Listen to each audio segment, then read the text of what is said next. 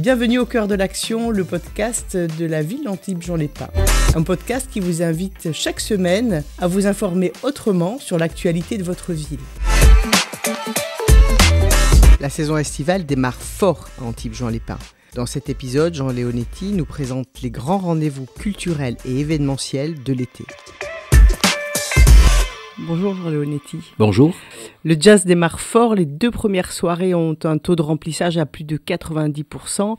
Avant d'évoquer avec vous la stratégie événementielle de la ville, donnez-nous le secret de cette réussite de Jazz à Juan. Le secret, c'est d'évoluer et de à la fois se trouver dans une tradition, 64e édition. Le plus vieux festival de jazz d'Europe continue à avoir du succès. Et donc, bien sûr, il y a des noms qui font rêver. Porter, Bernard Harper, Robert Plant, Ibrahim Malouf. Donc c'est des noms qui font rêver, qui sont déjà rentrés dans la légende. Et puis il y a des choses nouvelles, voilà. Et ces choses nouvelles, on les découvre avec la garantie de la qualité. Et donc, au fond, le Festival du Jazz, c'est un mélange assez subtil de gloire et de future gloire, avec un dénominateur commun, c'est qu'on sait que l'artiste qu'on va voir est un artiste qui a été sélectionné parmi les meilleurs du monde. Et puis, le Festival du Jazz, c'est désormais, depuis plusieurs années maintenant, un off. Le off, c'est gratuit, c'est dehors. Pendant toute la durée du festival, pendant les 10 soirées, il y aura un off qui permet à chacun de goûter à cette musique si diverse et si prenante qu'est le jazz, avec un élément supplémentaire, c'est qu'il y a 2 soirées de jazz dans la Pinède qui sont gratuites. Et donc c'est aussi un élément qui est la marque de fabrique du Festival du Jazz, c'est l'excellence et l'ouverture à tous. L'autre monstre sacré culturel à Antibes, c'est Picasso. Picasso, 75 000 visiteurs en 3 mois l'été dernier. La première semaine du lancement de l'exposition Armand et Venez, plus 14% de fréquentation. Et là, c'est quoi la recette ? La recette, elle est relativement facile. D'abord, le musée Picasso est un phare sur les remparts. Ce château Grimaldi transformé par Dore de la Souchère grâce à Picasso en musée. On amène la quintessence de l'art contemporain. Miro, l'année dernière, c'est une marque, Miro. Et cette année, alors, cette complicité entre Venez et Armand, qui a été un artiste de l'école de Nice, le fait d'exposer à la fois du Venez sur le Pré des Pêcheurs et à l'intérieur du musée, moi, ça me va bien. J'aime bien qu'on soit à l'intérieur des musées et à l'extérieur des musées, là aussi pour que tout le monde en profite, tout le monde s'interroge, et que l'art contemporain ne soit pas quelque chose qui est réservé à une élite ou à une petite partie de gens qui disent qu'ils comprennent alors que les autres le regarderaient de loin. Et puis, je suis sûr que ça va être un record cet été, parce que Venez, c'est une marque très particulière cette année, puisqu'ils travaillent avec l'intelligence artificielle. On dit l'intelligence artificielle va supplanter l'humain. Non, elle va être au service de l'humain, y compris dans la culture. Et donc, il y a des toiles extraordinaires à l'intérieur du musée Picasso. Et ces toiles, elles ont été faites par Venez en s'aidant de l'intelligence artificielle. C'est du Venez, mais c'est avec un outil qui est l'intelligence artificielle. Bon, après, Armand, c'est un personnage de légende presque, parce qu'il avait une grande humanité, et une grande capacité de talent et de diversité.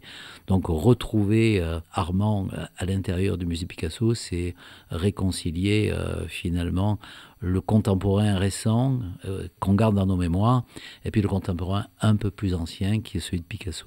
On sent un peu d'affection, vous l'aviez rencontré ? Armand, je ne peux pas dire que c'est un ami, mais enfin, on a eu des relations très amicales, on a beaucoup échangé. C'est un homme qui était ouvert au monde, et en même temps qui avait une profonde humanité, qui était un collectionneur aussi, et qui était toujours en quête de quelque chose de nouveau. C'est lui quand même qui, avec César, on fait l'école de Nice, et on fait exploser la Riviera française sur le plan artistique dans les années 70. Donc c'est à mes yeux un très grand artiste. Puis à la partie Pré des Pêcheurs, exposition à ciel ouvert qui marche très fort aussi avec les grandes œuvres de Venez. Ben oui, Venez à l'extérieur, ça me plaît. Voilà, moi j'aime bien que l'art s'expose. Et alors, il y avait un contemporain qui disait il faut accepter de pousser la porte des musées parce qu'on a toujours l'impression que ce qu'il y a dans le musée, c'est fait pour l'élite. Non, et si on prend ce qu'il y a à l'intérieur des musées et qu'on le met sur la place publique, c'est ce qu'on essaye de faire depuis plusieurs années dans la ville d'Antibes, eh bien on voit que l'art est en proximité. Il fait réagir. De temps en temps, on voit le David, l'homme sur le seau, sur un banc, et on dit, mais qu'est-ce qu'il fait à regarder son portable? Et ça interroge. Ça peut aussi plaire ou déplaire. On peut très bien dire aussi, finalement, le défi de la Varenne au-dessus des remparts, ça me plaît ou ça me plaît pas. Mais ce qui est important, c'est de faire réagir. L'art doit interpeller l'âme et la sensibilité des personnes, et il faut les interpeller dans la rue, il faut les tirer par la manche. Et puis il y a Antea qui continue de parader avec... Alors Antea, il me pose un problème. Le 15, 16 et 17... Voilà, Fabrice Lucchini lit du Victor Hugo. Donc c'est génial. Et en même temps, on a des soirées de jazz avec Robert Plant, Grégory Porter et Ibrahim Malouf. Donc il faudra choisir, voilà. Mais au fond, quand on regarde ce qu'on offre à la population qui vient sur la Côte d'Azur à Antibes, on se rend compte qu'il y a 1000 propositions. Et au fond, c'est bien de choisir. Et c'est bien d'avoir un petit trop plein plutôt que d'avoir un vide. C'est pas uniquement le ciel, le soleil et la mer. La Côte d'Azur, c'est aussi un creuset de culture, de loisirs, de découvertes. Et ça me paraît logique que de temps en temps on se dise « Alors, qu'est-ce que je fais ce soir? Je vais à Antea voir Lucchini ou bien je vais voir Ibrahim Malouf ?» Le tourisme patrimonial fonctionne très bien en Antibes-Juan-les-Pins. Vous l'attribuez à quoi, cette réussite? C'est l'originalité, c'est la marque de fabrique de la ville d'Antibes-Juan-les-Pins. Vous avez un patrimoine exceptionnel. Vous avez un fort carré qui domine le port Vauban, qui est le premier port de plaisance européen. Vous avez des remparts qui sont désormais piétons et qu'on peut parcourir. Vous avez le château Grimaldi qui est devenu le musée Picasso. Vous avez les casemates dans lesquelles il y avait antérieurement les soldats qui désormais sont des espaces dédiés aux artistes et aux artisans. Il y a vraiment une soif de connaissance du patrimoine et du patrimoine marin aussi, patrimoine environnemental. Il y a un beau patrimoine, c'est le phare. Quand vous allez en Bretagne, le phare pour eux, ça fait partie d'un paysage, ça fait partie d'une légende, ça fait partie de l'histoire de la Bretagne. Il n'y a pas un phare sur la Côte d'Azur qui soit visitable en dehors de celui d'Antibes.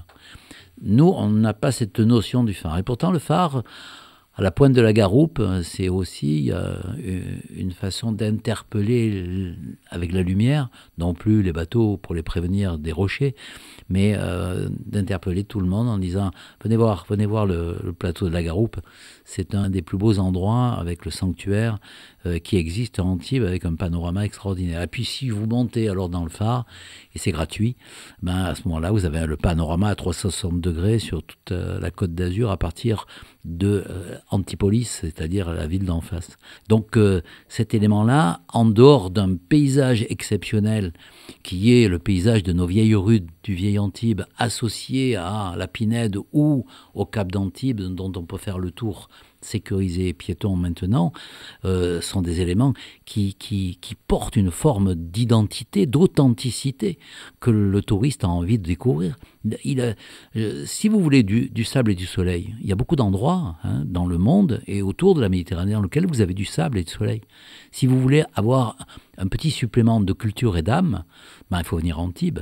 Et puis il y a toute une programmation événementielle qui est plus populaire. Je pense aux feux d'artifice. Antibes est la seule ville du département qui en tire 2 pour la fête nationale. Le 13 à Antibes et le 14 dans la baie de Jouan. Chaque fois, c'est 25 000 visiteurs qui se déplacent pour venir voir ces feux d'artifice. Quelle est la part des animations gratuites ? Alors, les parts des animations gratuites, c'est presque 50% des événements qui se déroulent sur la Côte d'Azur.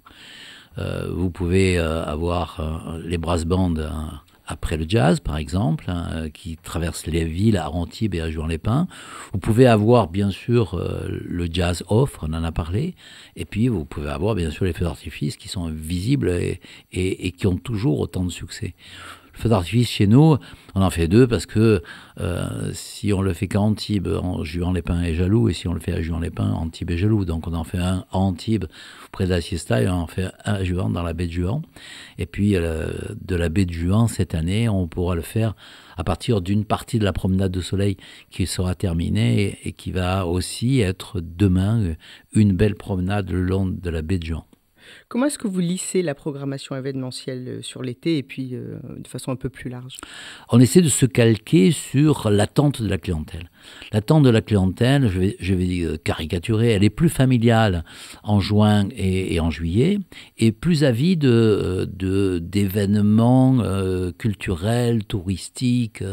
Elle est plus sable et soleil et feux d'artifice au mois d'août, et elle est très culturelle à partir du mois de septembre, et c'est pour ça que Antea recommence.